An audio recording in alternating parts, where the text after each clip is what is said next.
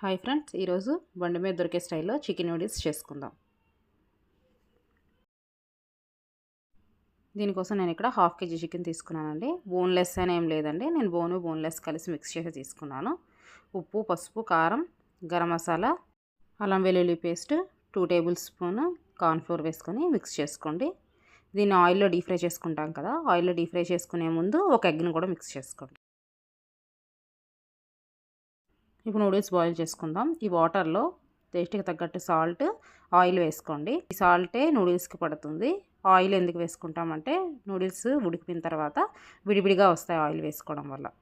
Water ఇలా boil అయిపోయిన తర్వాత నూడిల్స్ వేసుకోండి. నాకైతే ఇక్కడ సుజీ నూడిల్స్ దొరికాయండి, నేను అవే వాడాను.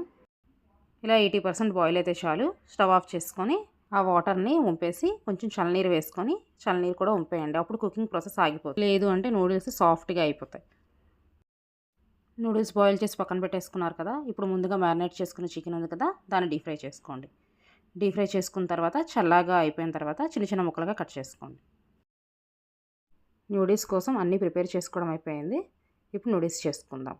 ఒక కడాయి తీసుకొని దానిలో ఆయిల్ వేసుకోండి. ఆయిల్లో ఒక 3 ఎగ్స్ బాగా విష్ చేసుకొని ఆయిల్ హీట్ అయిన తర్వాత వేసుకోండి.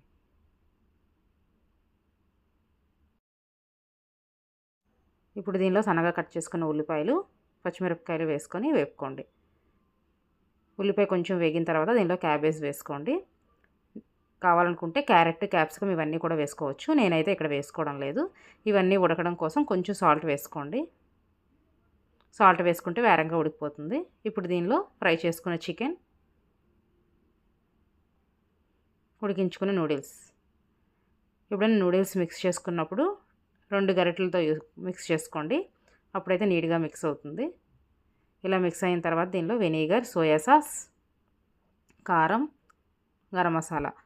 నాకైతే ఇక్కడ నూడిల్స్లో మసాలా ప్యాకెట్స్ ఇచ్చాడండి, నేను అవే వేసుకున్నాను. ఒకవేళ అవి ఇవ్వకపోతే మీరు గరం మసాలా యూస్ చేసుకోండి.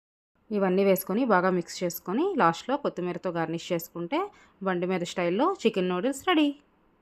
వీడియో నచ్చితే లైక్ చేయండి. Please share and subscribe.